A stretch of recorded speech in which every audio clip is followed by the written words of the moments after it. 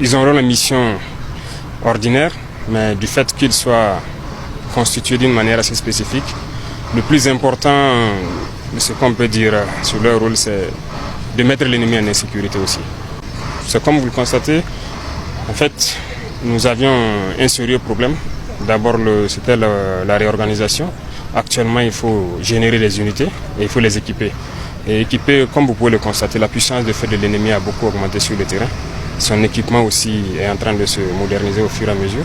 Il faut que nous passons à une échelle assez importante. Donc, il y a beaucoup de choses en cours. Voilà, grâce au vaillant peuple burkinabé, je pense qu'il y a beaucoup de choses en cours. Des acquisitions sont déjà faites en termes de moyens de combat et tout, terrestres, surtout aériens aussi. Nous sommes très contents aujourd'hui d'avoir sur notre sol, je peux dire, le drone le plus performant. Mais on ne va pas vous le faire voir parce que c'est aussi stratégique. Beaucoup d'autres choses sont à venir. C'est un montage, on espère qu'il va rentrer en service dans peu de temps. Moyen terrestre, il y a beaucoup de choses à venir, notamment les blindés qui doivent participer à la protection des hommes. Il faut qu'on acquiert ça en grand nombre quand même. Et beaucoup d'autres choses en termes d'infanterie, d'artillerie et d'aviation.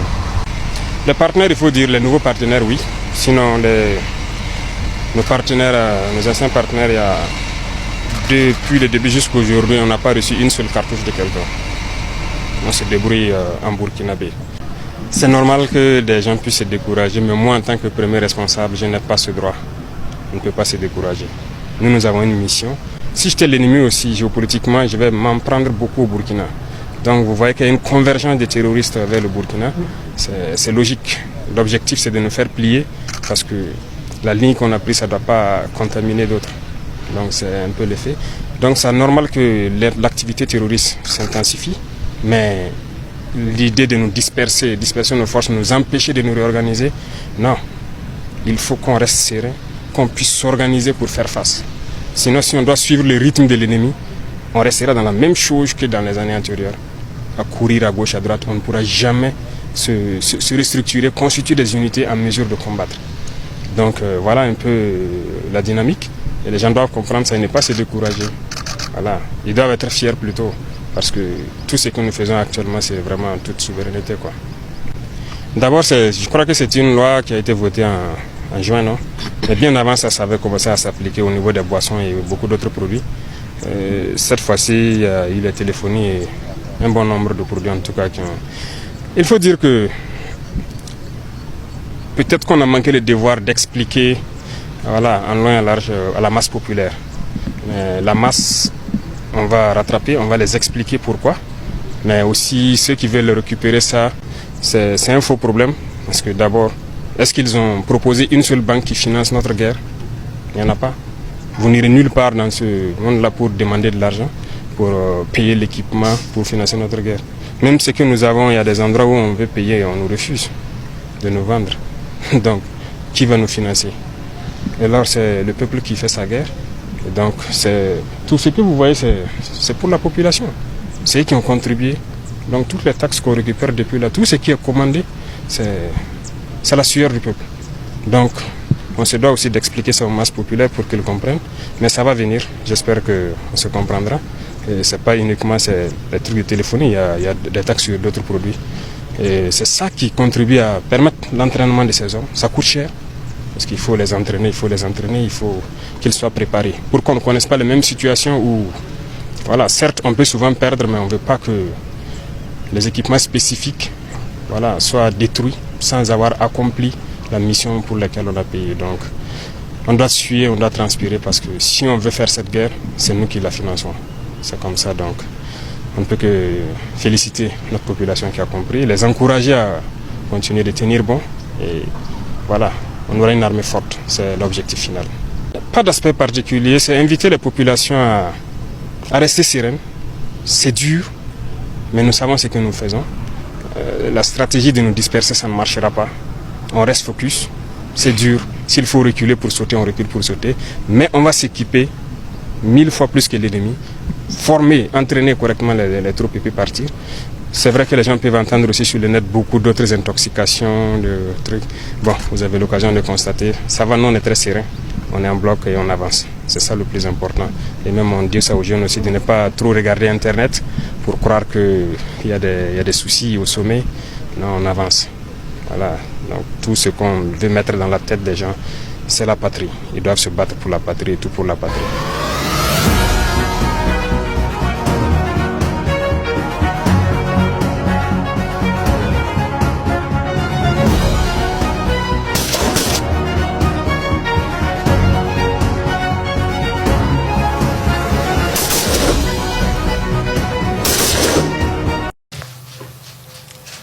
Je jure devant le peuple burkinabé et sur mon honneur de préserver, de respecter, de faire respecter et de défendre la Constitution, la charte de la transition et les lois, de tout mettre en œuvre pour garantir la justice à tous les habitants du Burkina Faso.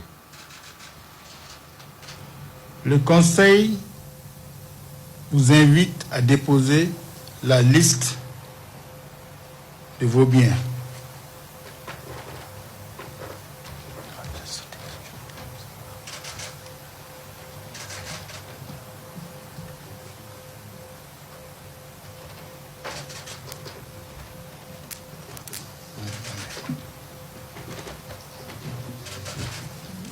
Merci.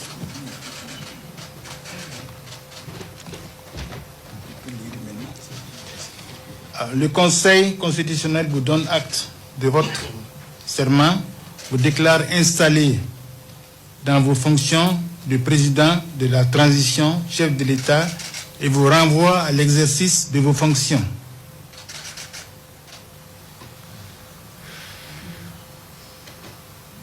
Monsieur le Président de la transition, chef de l'État, veuillez occuper les fauteuils qui vous est réservé.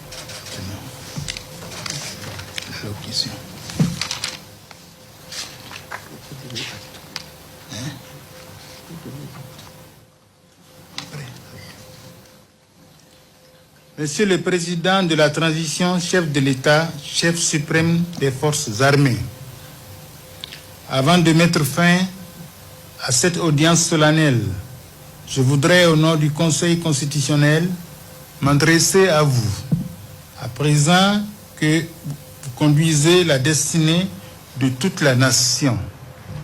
Monsieur le Président, après 2014-2015 et la brève période de vie constitutionnelle normale, soit de 2016 à début 2022, le Burkina Faso se retrouve depuis le 24 janvier 2022 dans une transition politique avec l'avènement au sommet de l'État des membres des forces armées nationales regroupés dans le mouvement patriotique pour la sauvegarde et la restauration. Vous dites avoir été un artisan de ce changement. À ce titre, au titre des justificatifs de cette transition, il a été soutenu la dégradation continue de la situation sécuritaire et l'incapacité du pouvoir alors en place d'y remédier. 8 mois après, les réalités du Burkina Faso n'ont guère changé véritablement, vous conduisant à opérer un recadrage dans la conduite des affaires de l'État, notamment dans la lutte contre le terrorisme, ce qui justifierait les événements du 30 septembre, des 1er et 2 octobre 2022. Dans tous les cas, les assises nationales du 14 octobre 2022 vous ont désigné pour conduire la suite de la transition. Le Conseil constitutionnel vient de recevoir votre serment. C'est un engagement solennel et ferme que vous avez pris devant le peuple. Monsieur le Président, c'est à vous qu'il appartient dès à présent d'œuvrer à sortir le Burkina Faso des situations à la base de cette instabilité au sommet de l'État depuis près d'une décennie. Pour ce faire, et ce conformément aux missions de transition définies dans la charte du 14 octobre 2022, il vous faudra très rapidement vous atteler à libérer le pays des hordes terroristes et à permettre à nos frères et sœurs déplacés de regagner leur localité d'origine. La conduite du processus électoral devant mener au retour à l'ordre constitutionnel est aussi un des grands chantiers de la période transitoire. Permettez-moi, avec un regard de civil, d'insister sur cette libération du pays, car une partie de notre pays est sous emprise terroriste. Je n'en dirai pas plus à vous, qui connaissez bien le terrain de la lutte contre le terrorisme. Dans tous les cas, c'est la situation sécuritaire qui a conduit à l'avènement du MPSR et encore un recadrage que vous venez d'opérer en son sein. Vous êtes venus pour redresser la barre. Sachez que vous avez quasiment une obligation de résultat. Car, pour paraphraser le président Thomas Sankara, un de vos dévanciers à la tête de l'État, celui qui n'a pas fait mieux que son prédécesseur n'a rien fait. Vous devez donc relever ce défi. Monsieur le Président, vous avez pris sur vos épaules de très lourdes charges. Il ne suffit pas de prendre le pouvoir, encore faut-il pouvoir l'assumer pleinement et bien au service du peuple burkinabé qui n'a que trop souffert. Faites en sorte que le peuple vous soit reconnaissant comme à un digne fils au terme de la transition. Par la force des choses, vous devenez pratiquement le dernier recours, l'ultime recours. Il arrivera que vous vous sentiez seul, mais ce sentiment de solitude est intrinsèquement lié à l'exercice du pouvoir d'État, comme d'autres difficultés du reste, que vous saurez surmonter grâce à votre opiniâtreté et à la qualité de celles et de ceux qui vous accompagneront. Monsieur le Président, le Burkina Faso est un État souverain. Son peuple est prêt au prix le plus fort à défendre cette souveraineté. Il vous appartiendra en tant que leader de savoir canaliser ses énergies et les mettre en ordre de bataille pour venir à bout de l'ennemi. En toutes circonstances, vous devez avoir à l'esprit les termes du serment que vous venez de prêter. Le Conseil constitutionnel vous encourage vivement dans l'accomplissement de la noble mission qui vous attend et vous souhaite plein succès pour le recouvrement de l'intégralité du territoire national, pour le retour définitif de la paix dans le pays, pour la cohésion nationale. Souhaitons de tout cœur que la prochaine prestation de serment d'un chef d'État soit celle du président du Faso élu, après une transition réussie à la grande satisfaction de tous les Burkinabés. En conclusion, avant de conclure, je voudrais vous renvoyer tous cette interpellation. Notre pays, la Haute-Volta de nos aïeux et le Burkina Faso d'aujourd'hui, a connu des vicissitudes dans son histoire sociale et politique.